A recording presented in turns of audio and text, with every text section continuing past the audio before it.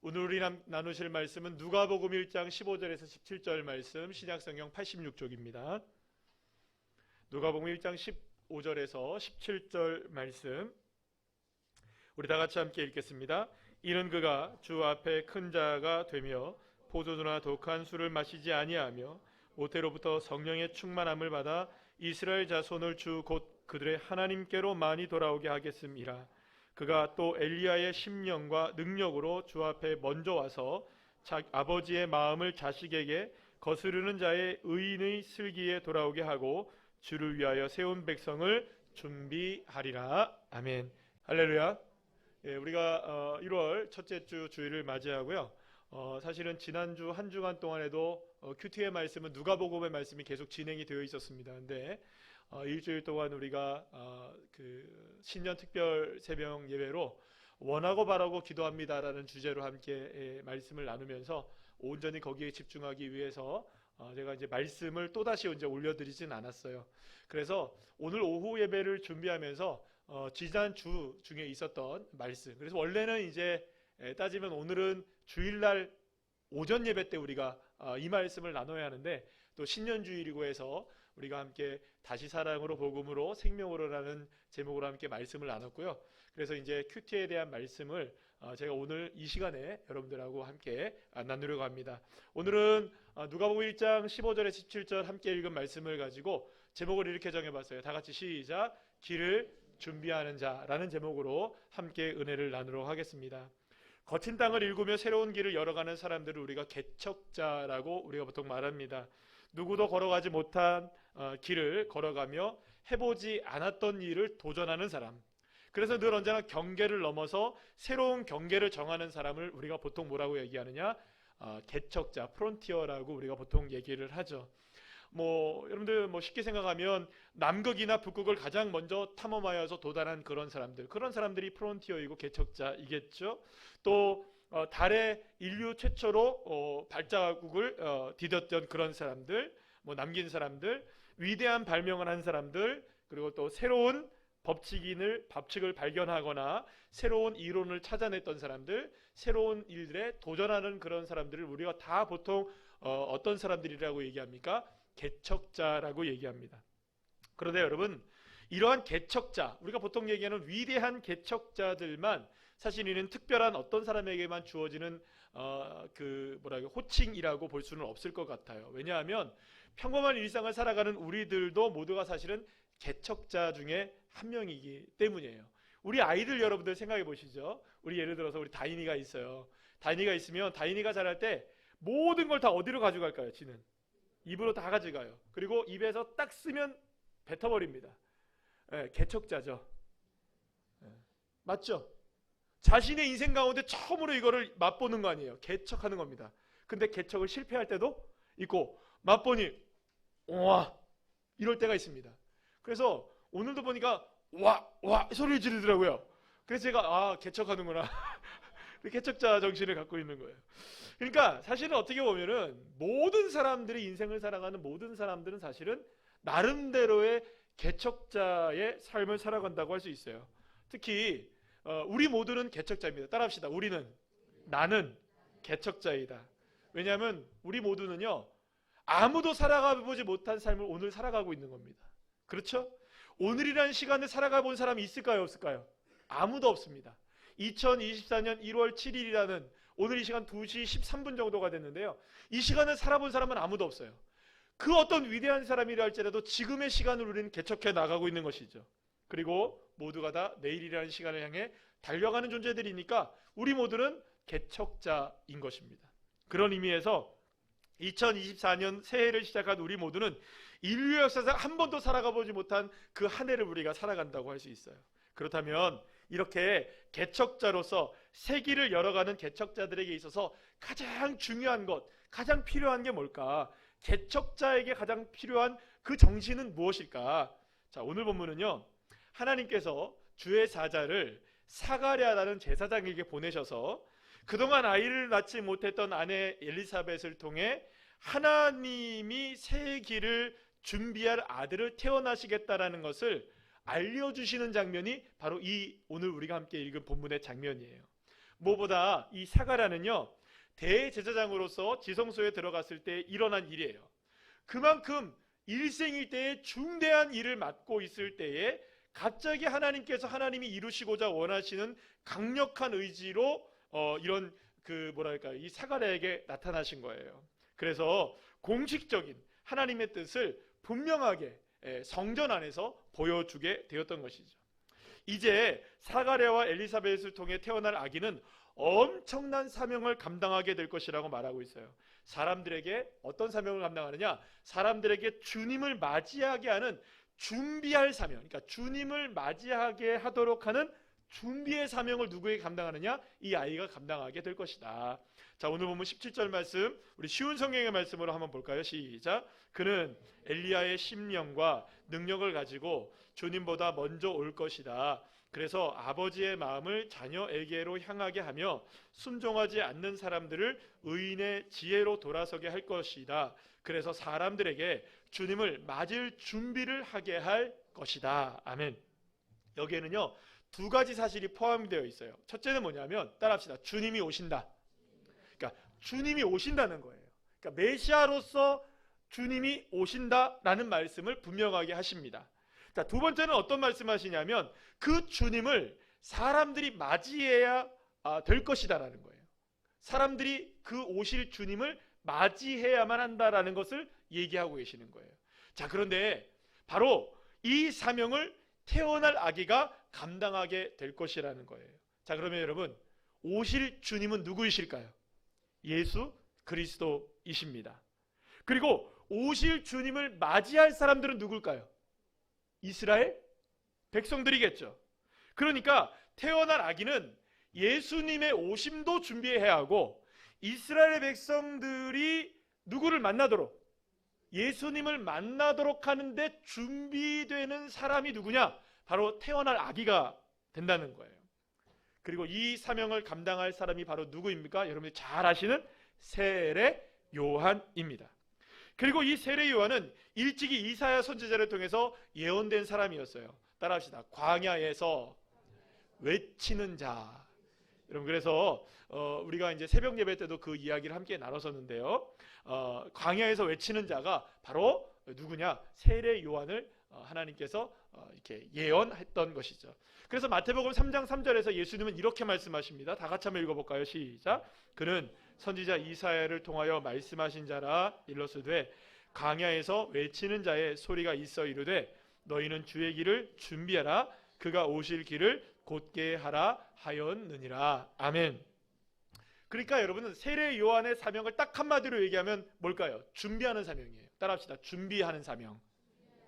그러니까 여기서 말하는 이 준비라는 말은요, 굉장히 좀 독특한 단어예요.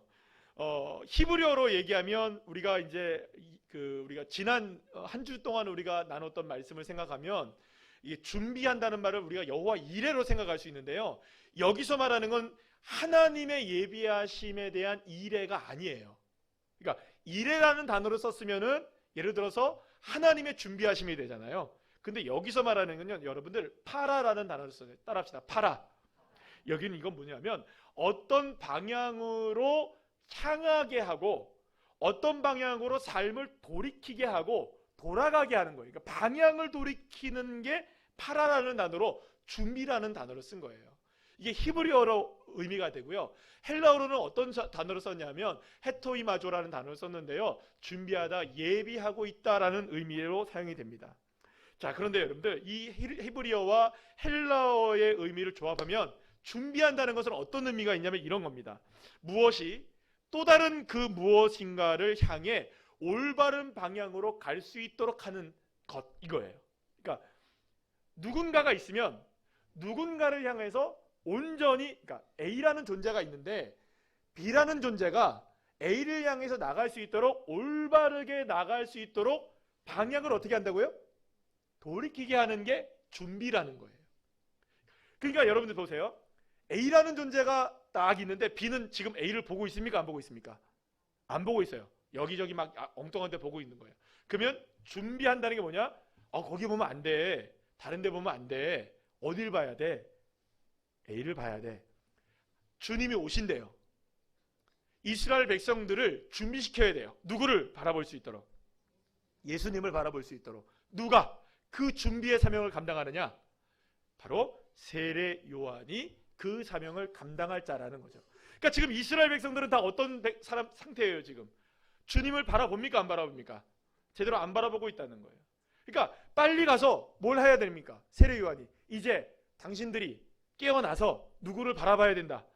오실 주님을 바라봐야 됩니다. 우리 깨어납시다. 방향을 올바로 돌이킵시다. 이 사명을 누가 외쳐야 되는 거예요? 세례 요한이 외쳐야 하는 것. 이게 따라합시다. 준비. 이게 준비하는 거예요. 세례 요한이 준비했던 것은 바로 이스라엘 백성들이 오실 예수님을 올바르게 바라보고 따라갈 수 있도록 준비하고 예비하는 것이었어요. 그래서 여러분들 이 사명을 감당하기 위해서 여러분들 그냥 감당할 수 있을까요? 없을까요? 그래서 오늘 본문에도 뭐라고 얘기하냐면 하나님의 은혜가 필요했던 거예요. 어떤 은혜가 필요하냐? 그냥 은혜가 아닌 거예요. 따라합시다. 엘리야의 심령과 능력. 엘리야의 심령과 능력이 필요했던 거예요. 그러니까 엘리야가 가졌던 놀라운 성령의 충만한 역사.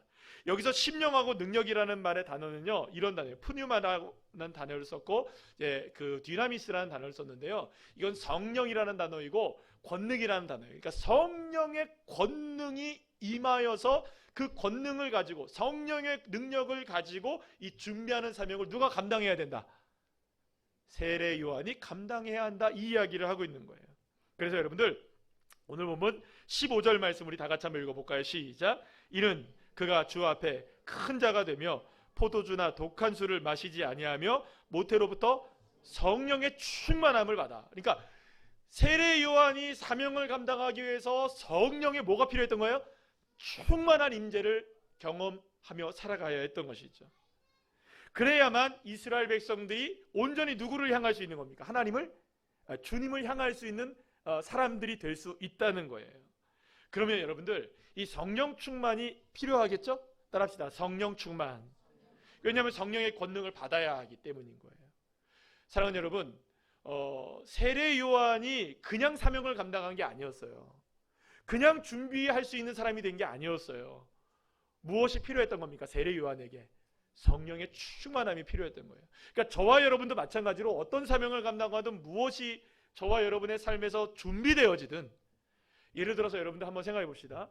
여러분들 한 사람 누군가를 한번 떠올려 보세요. 기도가 필요한 사람, 정말로 예수님을 만나야 될 사람 한번 생각해 보세요. 기억납니까? 떠올리셨습니까? 한 사람 딱 떠올리셨어요? 생각이 나십니까? 네, 그 사람을 마음속으로 이름을 불러보세요. 시작. 이렇게 한번 해볼까요? 시작. 그죠? 됐죠? 자, 그 사람이 지금 누구를 바라봐야 돼요? 예수님을 바라봐야 되죠. 예수님을 바라봐야 되죠. 그러면 내가 만약에 준비자가 된다면 그 에게 땡땡땡에게 올바른 방향으로 누구를 바라볼 수 있도록 해야 합니까? 예수를 바라볼 수 있도록 해야 되죠? 그러면 가장 먼저 해야 될 건 뭘까요? 따라합시다. 성령. 누구에게? 나에게. 내게 무엇이 있어야 될까요? 성령의 충만함이 필요한 거예요. 그러니까 세례 요한은 어디서부터 그 성령 충만이 준비됩니까? 태에서부터 준비가 돼요. 그러니까 사랑하는 여러분, 여러분들 한 사람 한 사람이 성령 충만함으로 준비되어지고 사시기를 축원합니다. 그래서 우리는 날마다 뭘 구해야 되느냐? 성령으로 충만하기를 구하셔야 돼요. 성령 충만을 구하시길 바랍니다. 성령님을 구하시고 성령의 충만함을 잊기를 구하셔야 돼요. 자, 그런데 세례 요한은 성령의 충만함을 얻기 위해서 어떤 삶을 살았어야 되느냐 하면, 여러분 따라합시다. 포도주나 독한 술 마시지 않았다. 따라합시다. 금주. 금주했다는 거예요. 그러면 여러분들 왜 여기서 포도주나 독한 술, 그러면 여러분들 이렇게 빠져나가시는 분들이 가끔 계셔요. 그럼 포도주 아니면 되잖아요. 그죠? 독한 술 아니면 괜찮죠? 꼭 이렇게 얘기하시는 분들이 계세요. 이 얘기 아니거든요. 독한 술이나 포도주를 마시지 말라는 말은 무슨 말이냐면 나시린이 되라는 건데, 나시린이라는 의미가 뭐냐면 따라합시다. 구별된 삶. 그렇다면 왜 하나님이 이렇게까지 세례 요한을 성령 충만하게 만드시고 구별된 삶을 살게 하시는 것일까요? 그렇습니다. 사랑하는 여러분, 내가 구별되지 않고 내가 주님 앞에 준비되어서 바라보지 않으면 다른 사람의 영혼을 바라볼 수 있게 할 수 있을까요? 없어요. 여러분 잘 생각해 보세요. 여러분들 앞에서 제가 설교를 하잖아요. 그러면 여러분, 제가 예수님을 잘 바라보는 사람이 되어야 될까요? 대충 바라보는 사람이 되기를 원하십니까? 그냥 정도의 잘입니까? 아주 잘입니까? 정말 매우 잘입니까? 아니면 정말 매우 잘입니까? 아니면 그냥 뭐 어느 정도만 해도 제가 봐줄게요 정도입니까? 매우 잘. 제가 만약에 그러니까 이걸 체조로 친다면 막 뺑뺑뺑뺑뺑 돌다가 착지를 딱 한 순간에 딱 이렇게 해야 되겠습니까? 아니면 막 비틀비틀거리면서 착지해야겠습니까? 그쵸? 그런 사람 원하시죠? 왜 저만 그래야 되나요? 물론 제가 그래야 되는 건 맞아요. 그죠? 여러분들, 왜 여러분들이 제가 그러기를 원하십니까? 목사님이니까? 그래야 여러분들을 누구를 잘 바라보게 할까요? 그렇잖아요. 제가 예수님을 잘 바라보지 않는데 어떻게 여러분들을 예수님 잘 바라보게 할 수 있겠습니까? 그럼 누가 잘 바라봐야 될까요? 우리 교회 안에서 저만 잘 바라보면 될까요? 물론 제가 잘 주님을 바라보는 준비가 돼야죠. 그리고 또 여러분들이 잘 주님을 바라보는 준비가 되시기를 축복합니다. 내가 성령에 충만하고 내가 구별된 삶을 살고 내가 그렇게 살지 않으면 결코 다른 사람을 주님께로 돌이키게 하는 준비의 삶을 살아갈 수가 없는 거예요. 예수님은 이렇게 말씀하십니다. 누가복음 6장 39절 시작. 또 비유로 말씀하시되 맹인이 맹인을 인도할 수 있느냐? 둘이 다 구덩이에 빠지지 아니하겠느냐. 아멘. 맹인이 되어서는 맹인을 안내할 수 없는 거예요. 구별된 사람이 구별된 삶으로 인도할 수 있고 준비된 사람만이 준비를 시킬 수가 있는 것입니다. 제가 어저께 잠시 이렇게 보는데 그 동영상 짤을 봤어요. 동영상 짤이 나오는데 뭐가 딱 보여지냐면, 여러분 차두리 선수 아시죠? 네, 우리 지금은 코치더라고요. 우리나라 대표팀 코치인데 이 대표팀 코치인 이 차두리가 막 선수들에게 막 외치는 거예요. 막 외치는 거예요. 그러면 지금 우리나라 여러분 선수들 어마어마한 선수들이잖아요. 와, 이강인, 손흥민, 김민재, 거기 이름 안 들어가신 분 죄송합니다. 지금 이름이 많아가지고. 그렇게 저렇게 많은 좋은 선수들이 있는데 여러분들 그 선수들이 누구의 말을 따르는 줄 아세요? 여러분들 그 차들이 코치의 말을 따라요. 막 움직이더라고, 일사불란하게. 왠 줄 아세요? 그가 그렇게 치열하게 살아냈기 때문에, 최선을 다해서 월드컵에 뛰고 인정받은 선수이고 선배이고 선수이기 때문에 그 말을 따라가는 거예요. 오른쪽으로 가, 왼쪽으로 가, 이렇게 뛰어 하면 막 뛰어다녀요. 수백억짜리 선수들이. 내가 준비가 되지 않으면 누구를 준비시킬 수가 없어요. 예수님을 온전히 이스라엘 백성들이 맞이하게 하기 위해서 먼저 세례 요한의 삶이 구별되지 않으면 안 됐던 거예요. 성령 충만한 삶을 살지 않으면 안 됐던 겁니다. 사랑하는 여러분, 예수님께서 승천하실 때 이 땅에 남겨진 그리스도인들에게 사명을 주십니다. 마태복음 28장 19절 20절 말씀입니다. 다 같이 시작. 그러므로 너희는 가서 모든 민족을 제자로 삼아 아버지와 아들과 성령의 이름으로 세례를 베풀고 내가 너희에게 분부한 모든 것을 가르쳐 지키게 하라. 볼지어다 내가 세상 끝날까지 너희와 항상 함께 있으리라 하시니라. 아멘. 사랑하는 여러분, 우리 모두는 세례요한과 같은 사명으로 이 시대에 부름을 받은 그리스도인입니다. 세례요한이 이스라엘 백성들을 예수님을 만날 수 있도록 길을 준비했던 것 같이 오늘 이 시대를 살아가고 있는 저와 여러분은 이 시대의 사람들이 주님을 만날 수 있도록 준비하는 사명을 우리 모두가 다 부여받은 거예요. 그래서 주님이 모든 민족을 제자로 삼아 아버지와 아들과 성령의 이름으로 세례를 베풀고 너희가 분부한 모든 것을 가르쳐 지키게 하라라고 주님이 말씀하신 것이죠. 그래서 이 사명을 위대하게 감당했던 세례 요한과 같이 저와 여러분도 주님은 이 사명을 감당하는 사람이 되기를 원하시고 계시는 거예요. 그런데 성경은 놀라운 얘기를 합니다. 마태복음 11장 11절 말씀에서 예수님이 천국 세례 요한이 이 세상에 여인이 낳은 자 중에 가장 위대한 사람이라고 말씀하십니다. 그런데 주님이 거기에 덧붙여서 뭐라고 말씀하시냐? 천국에서는 지극히 작은 사람이라 할지라도 세례 요한보다는 크다. 그럼 이 말은 무슨 말이냐? 저와 여러분이 누구보다 큰 사람입니까? 주님이 그렇게 얘기하고 계시는 거예요. 여러분들이 믿든 안 믿든 우리는 세례 요한보다 큰 사람들인 거예요. 그럼 왜 그러냐? 주님이 우리는 만나주신 주님이시니까. 그러면 여러분 보세요. 세례 요한이 정말 위대한 사람인 건 분명해요. 포도주와 독조를 마시지 않고 구별된 인생을 살고 성령에 충만한 인생을 살아서 이스라엘 백성들을 예수님께로 인도하는 사명을 감당했던 거예요. 그러면 여러분, 더 큰 자라고 말씀하시는 저와 여러분에게 정말로 확실하게 구별된 인생을 사시길 간절히 축복합니다. 포도주와 독주를 버리시고 내 삶에 거짓된 것을 벗어버리시고 내 삶이 구별되게 살아가시고 그리고 성령의 충만함을 입어서 여러분들 내 삶이 준비가 돼야 다른 사람들 준비시킬 거 아니에요. 여러분, 그래서요, 생명이 또 다른 생명을 낳으려면 그 생명이 생명다워야 되는 거예요. 그래 여러분, 내가 여기에 예외가 될 수 있는 사람은 아무도 없어요. 내가 그리스도인이라고 생각한다면 이거에는 예외가 없어요. 다시 한번 여러분들 마태복음 28장 19절 말씀 읽어볼까요? 시작. 그러므로 너희는 가서, 여기 너희는 누굴까요? 첫 번째는 12 제자들과 초대교회 성도들이겠죠. 그러나 이 글을 읽는 너희들, 다 우리들을 얘기하는 거예요. 다 같이 시작. 그러므로 너희는 가서, 여기 너희는 내 이름 다 집어넣어봅시다. 이름 석자를 시작. 그러므로 가서 모든 민족을 제자로 삼아 아버지와 아들과 성령의 이름으로 세례를 베풀고. 아멘이시죠? 그렇다면 이 준비의 사명을 감당할 수 있는 능력은 누가 주실까요? 성령의 충만함으로 주어지는 거예요. 구별된 삶이 필요해요.